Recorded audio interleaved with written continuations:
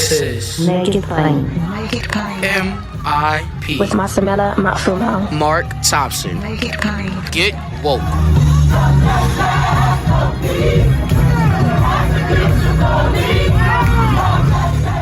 Folks, you know I have always advocated looking for answers, looking for leaders, servant leaders, in fact, in the mirror, especially now more than ever. We really have got to mature beyond expecting someone else to do something. Joe Manchin says, well, you all need to elect more progressives if you don't like me. He's not wrong about that, but sometimes we don't tend to look closest to home. And sometimes that's just some of us. And all of these, as you've also heard me preach 1,000 times, all these elected offices are important. If you run for city council, you can affect police reform. Police are governed by localities. If you run for the state house, you can affect redistricting.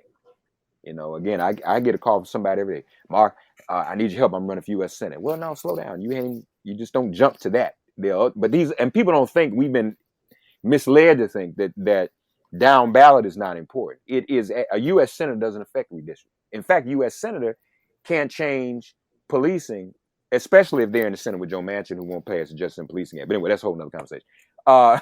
So an organization, and we've highlighted this organization before, is Run for Something. We're going to hear about Run for Something. We're also going to hear about Sister District. And one of the individuals, if not the individual, who's behind both of those and doing great work, she is joining us today from West Virginia. Keep her in your prayers. We were just talking about that. As you all know, I was just in West Virginia over the weekend, more times than I ever thought I would be. And I shouldn't be like that. West Virginia is a beautiful place. It's just this dude that they're dealing with now is such a poor reflection of the beauty and the greenery. And actually this time of year, the orange and yellow of it. I mean, y'all, it's just breathtaking. But she's there, so she is clearly aware and has a perspective of some of the contradictions we're facing from Run for Something and Sister District. Gaby Goldstein. Gaby, how are you today? Welcome to Make It Plain. Thank you so much, Mark. It's wonderful to be here. I'm Gaby. I'm co-founder at Sister District, and Run for Something is a wonderful partner of ours, but I can't claim any credit for their work. But yes, I'm here in West Virginia, about to head over to Virginia to get out the vote. We have huge elections this year in Virginia. The entire lower chamber of their legislature is up for election, as well as the governor's seat, and it's a close race, and these are really important races, and it's going to be a photo finish, so all hands on deck. Well, and in fact, and that's important too, because as I was alluding to, Sister District actually is helping to focus on state legislatures, correct? Yes, absolutely. So my co-founders and I started this organization back at the end of 2016, which feels both like yesterday and also not nearly long enough ago, with the goal of building progressive power in state legislatures. We really saw a gap in organizing capacity and resources going to folks, progressives running at this level of the ballot. As you said, there's so much attention put on national races, federal races, but the rubber really hits the road at the state legislative level. And I always say, I hate to say that progressives are tardy to the party when it comes to paying attention to state legislatures. Conservatives have been at this game for decades, weaponizing state legislatures for their own regressive policy goals. And so we're really behind. So we built this organization with the goal of catching up and being in it for the long haul to build up that power back into our state legislatures. Our state legislatures are our policy laboratories. They're leadership pipelines. Half of all members of Congress started in their state legislature. Half of all presidents started in their state legislature. And as you said, they are absolutely critical to this fight against gerrymandering. Voter suppression and gerrymandering are creatures of state law. They're not creatures of federal law. So we can't make progress there until we build back power in our states. And so in that regard, the Sister District focus on encouraging women candidates, especially, to run for state legislature? Absolutely. I mean, we'll never have the reflective democracy that we want unless we get folks to run and support them. Importantly, not just get them to run, but then actually provide them with financial and administrative support once they run. And so we're very, very committed to endorsing candidates who are building towards that reflective democracy. 75% of our candidates this year are women. 60% of those are women of color. And so we're really, really committed to this idea that we'll never have an America that looks like us unless we support folks who come from the beautiful diversity of backgrounds that is really our country. And as you mentioned, you all are kind of partnering with Run for Something, aren't you? We do. They're actually a fantastic partner of ours in a few places. One program that we are working together on this year is candidate training program for folks who ran last year and lost by just a little bit, ran for state leg and lost, to keep them in the pipeline and help them run again. Because especially for women, candidates of color, folks from non-traditional backgrounds, just mounting that first campaign, you give it all you got. How do you ever come back and build a second campaign?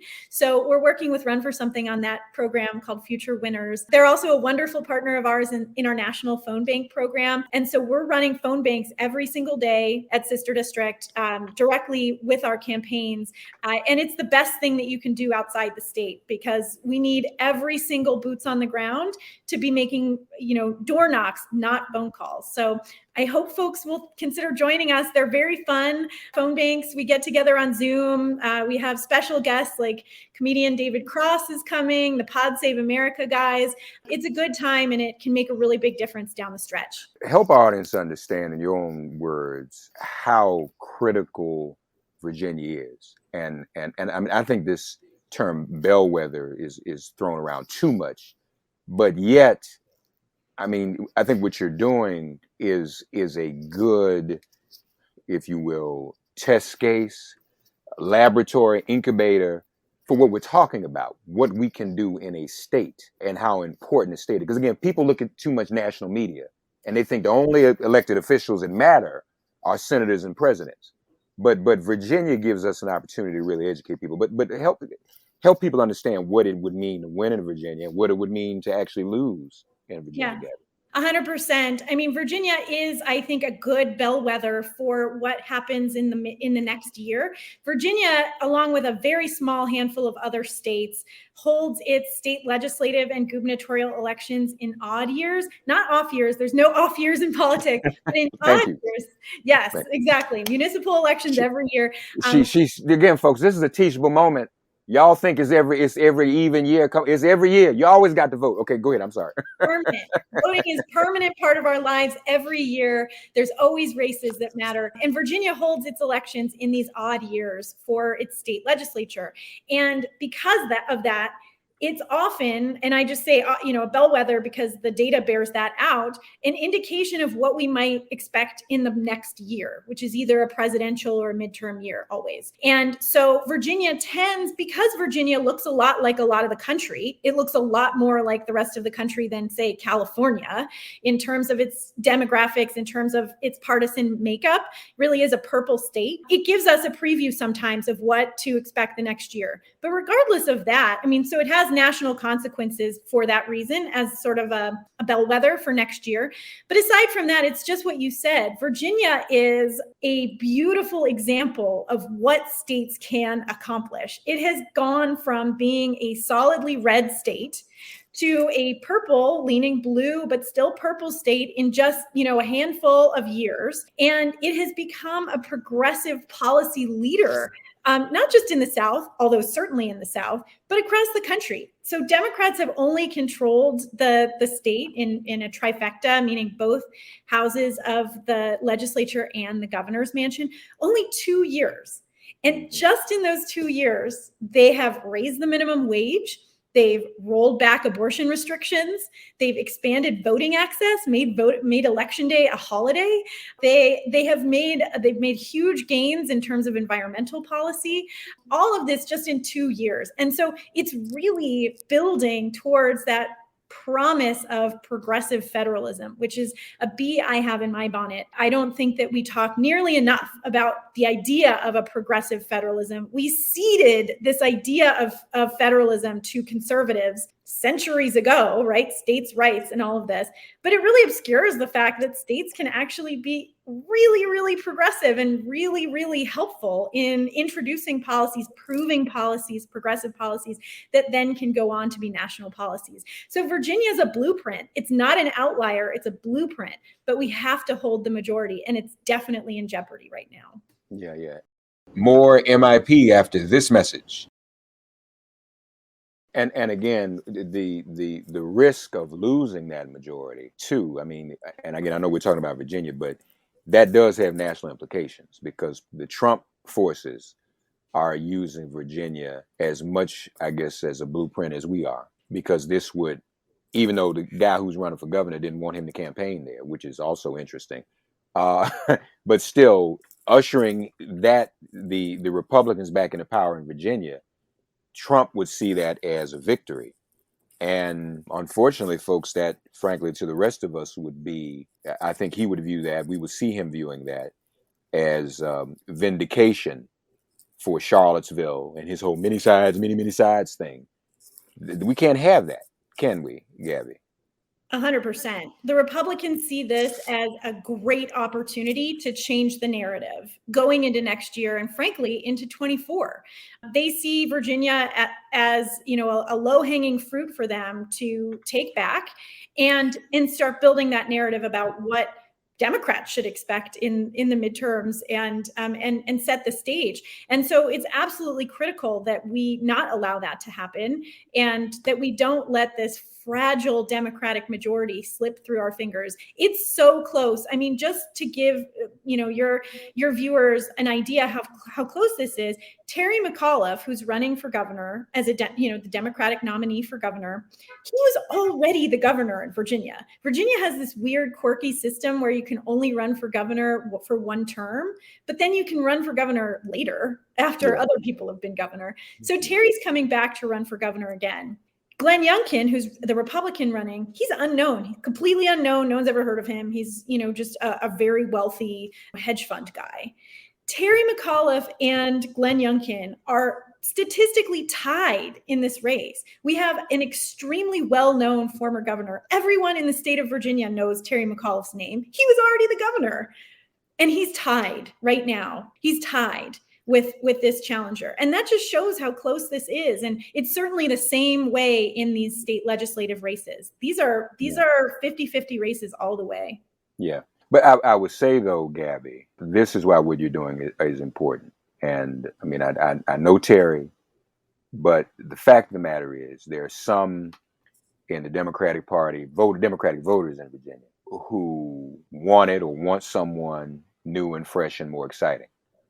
And the safe bet under the circumstance, because it is so tight, let's go with Terry. I get all that. But see, this is why you're important. This is why we have to support organizations like this. Because if you feel that way, you have to support the kind of stuff Gabby's doing, because that is what cultivates and develops the next generation of people, a bench to run for governor. There should be an up and coming progressive woman running for governor of Virginia. Just not there yet. But it's not going to happen spontaneously. We have to start here to build that, right, Gabby? Yes, and I would just give a huge shout out to Jennifer Carroll Foy, who did run in the primary for governor, and she was a sister district alum. We supported Jennifer back in 2017 when she first ran and flipped that seat blue. And we've been huge supporters of Jennifer all the way through. She's incredible. And she's exactly the purpose, what you're talking about, of creating a bench and having new, younger voices, more diverse voices at the table. Jennifer Carroll Foy is a great example of that. And while we may have Terry, who came out ahead for a number of structural reasons, right? All the reasons that he came out ahead, given the structural advantages that he had going into that primary, we still have huge opportunities for to support the next Jennifer Carroll Foys in Virginia and everywhere. And I would just give a huge shout out to our candidate from this year, Lashreese Aird, who we're supporting in her re-election this year very, very close race. She's currently the youngest Black woman in the General Assembly in Virginia. We're also supporting Breonna Sewell, who's running in an open seat. And if she wins this election, she'll take over as the youngest woman, youngest Black woman in the House of Delegates. And so, these are incredible candidates. LaSharice is already elected. These are folks that we need to continue to support. We can't let them out of office. We have to keep them in office and build towards the next person who will run for governor and win. Indeed. And I wasn't worried about Jennifer, but I was worried about LaSharice. LaSharice has been a guest on the show over the years. So that is great. And that is the point, folks. More MIP after this message. Now, Gabby just said we have to keep people like these in office. Now, let's help me out here, Gabby, because here's, as you well know, there's something else is going on. Your senator in West Virginia has just about single-handedly affected the Democratic constituency's morale. And so we hear people saying, well, we got Biden and Democrats in power, but they can't do anything. They can't stop Joe Manchin. Why should I vote? And I'm besieged with that question every day. Allies that you and I know in other organizations are having trouble mobilizing voters for that reason. So let me put you on the spot to all who are listening. Make the case. And this audience, obviously, on my show, I mean, my audience is pretty much people who vote. They're probably never going to stop voting. But I know people have morale issues and questions. What would you say to those of us who need to keep the rest of our families and friends and voters motivated? I mean, this is critical. And it's a hard argument, but we're going to give you a chance to make it, Gabby, to help us try to stay alive, Lord have mercy. Totally. And the first thing I want to say is a huge, huge shout out to all of the year-round power building organizations on the ground all over this country that are making that case every day with their communities and not making this transactional about politics, but really making the case about why politics and why voting matters in your daily life, right? And so, just in Virginia, I want to give a huge shout out to New Virginia Majority, which is an incredible organization, power building organization that's making this case around issues that people care about in Virginia, like a fair wage, like expanded healthcare, and organizing in communities around the issues that matter and tying those issues to voting, right? If you care about this issue, you need to vote. That's how we get to this solution that you want in terms of policy. So just wanted to start out with a huge shout out to that work and often it's not sexy work. A lot of those organizations grind it out without enough money, without national visibility. And they're doing that hard and often thankless work in terms of, praise and adoration to make that case and build that power in the communities. In terms of, thinking about political power, I mean, the purpose of political power is to use it and to create a vision of the world that you want through policy, right? So voting is how we get there. I mean, Stacey Abrams makes that really, really great case. Voting isn't sufficient to get the world we want, but it's necessary. We have to do it if we want to get there. So everything from education, making sure that our schools are well funded, that our teachers are paid well, that we all have a fair shake to go to college if we want to and not be in crushing debt, to healthcare, making sure that, we have access to doctors and that we won't go bankrupt if we need to go to the hospital, to our environment, right? Making sure our water is safe to drink. Those are all issues that run through the states, frankly. Those are all states. That's right. So regardless of what the issues are that are most pressing in people's lives, those issues, you have to tie them to voting. And voting isn't sufficient, right? Look at what we did. We elected this very narrow majority in DC. So we voted. It's not sufficient to guarantee we get the outcomes we want, but it's necessary. We'll never get there without voting. So we have to do it. And we have to think about voting as just permanent. It's a permanent part of our lives. Just as you said, there's no off years and there's always elections, and we just have to build it into the fabric of what we do every year. How is, looking forward to next year, 2022, how is the process going to encourage new candidates and others to get involved and to put more voices out there? How's that process going? Yeah, I mean, I think so. Shout out to Run for Something. They actually just launched a cool portal in partnership with Snapchat to ingest young people who are interested in voting and get them sorted into the races that they're qualified to run for. We need a lot of that. I mean, one thing I will say is that we're in a redistricting year right now. So all across the country, state legislatures usually, there's some commissions, but usually state legislatures are in the process of drawing new lines. They're way behind, right? Because of the census data delays. All these maps should have already been drawn. Almost none of them have been finalized yet. That makes it really hard to recruit candidates, because how do you decide if you're going to run if you don't know what district you live in? So that's also a Republican strategy. They're delaying to create the shortest window of time for people to decide to run, because that will advantage their incumbents, the Republican incumbents. So that's strategic.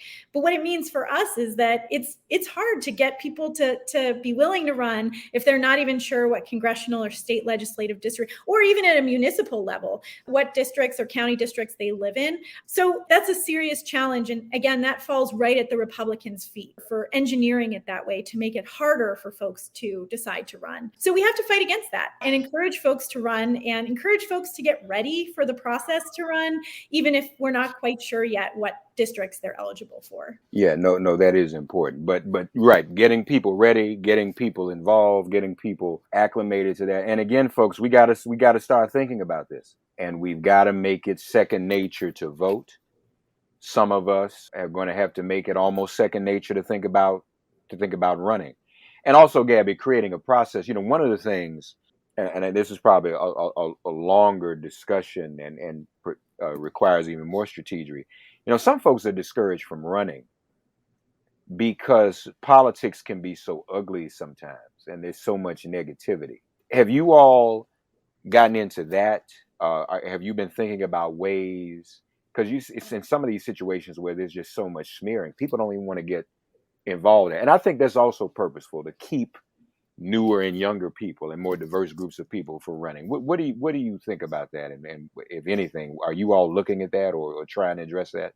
Yeah, I mean, that's completely true. One thing shout out again to our partners at Run for Something in our Future Winners program, where we're taking folks who ran and lost and helping keep them in the pipeline. For part of, many of them have that exact set of concerns. It was so hard the first time. It was so ugly. My family got dragged into it. Why would I do this again? Well, because we need you, because you have an important voice and we need to support you. The other thing I'd say is that it's not enough to get people to run.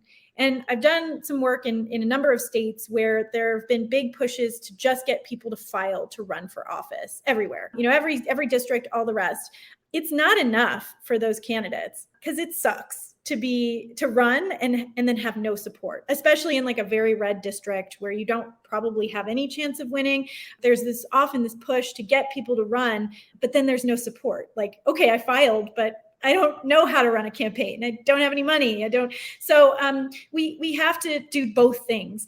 We have to encourage people to run, but then we need the infrastructure, the organizations like mine, like Run for Something, like Emily's List, that will actually support candidates, help them raise money, help them write their field plans and their GOTV plans, and help them build a volunteer base. That's really important too. So we need both sides of the coin. Yes, we need you to run, but then it's on all of us to help the infrastructure to support people when they're running so that they have what they need to succeed.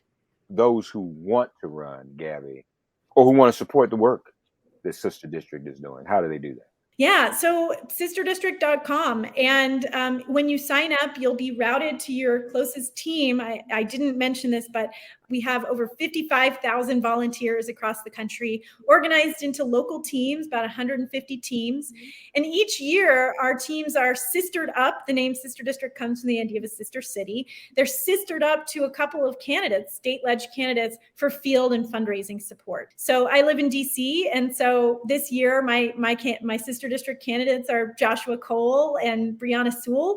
But over in San Francisco, their candidates are LaSharice Aird and Alex Askew. So you get to really form a a longer term relationship and bond with the candidates and the communities that they're from over time. So like I said, it is not too late. We're running national phone banks every day between now and the election for our Virginia candidates. And, our shifts are just an hour. There's no harm in just coming for an hour. The truth is, even if you just want to see what it's like, you could just make a few calls and be with us on Zoom, and you can see it's not weird or scary to make these phone calls. It's going to make a huge difference because, like I said, this is going to be a photo finish. I guarantee there's going to be races that are decided in the tens of votes or, 20s of votes. Just as one quick, anecdote, in 2017, when we worked in Virginia, one of our candidates actually tied. She tied Shelley Simons, and it came down to picking a name out of a ceramic bowl. And it wasn't her name that got picked. It was her opponent's name that got picked. She came back in 19 and won that race. But that's what this comes down to. Literally one vote in 2017. So that's why we can all make a big difference with just a little bit of time. That's right. Make a difference in Virginia, folks. And again, I know how some people may be feeling, but Gaby's making the point. We cannot stop. This has got to be a part of our lives. We cannot relax. We know clearly more than ever what the alternative is. Especially in Virginia, we saw what happened. We can't get amnesia. We can't be on the same cycle as human beings that the cable 24-hour news cycle is. We can never, and we can go over a whole lot. We can go over the whole history of Virginia, but let me just make it simple. We can never forget Charlottesville. We can never. That happened in our generation at this time. Now, I'm sure we can go back to other things that have happened in the Old Dominion, but we saw what happened a few years ago, and we saw the person who minimized it, normalized it, and the others around him who are wanting to do the same. That's really the bottom line. And so, folks, I've accepted this too. Everybody knows someone in every state. Think about it. You know somebody in Virginia, those of you listening. So get on the phone. Don't just call today and talk about the sports or the weather. So what's up? You voting? Choose what's going on. Just bring that up. And whatnot. Sister District, folks, website, please, Gaby. Sisterdistrict.com.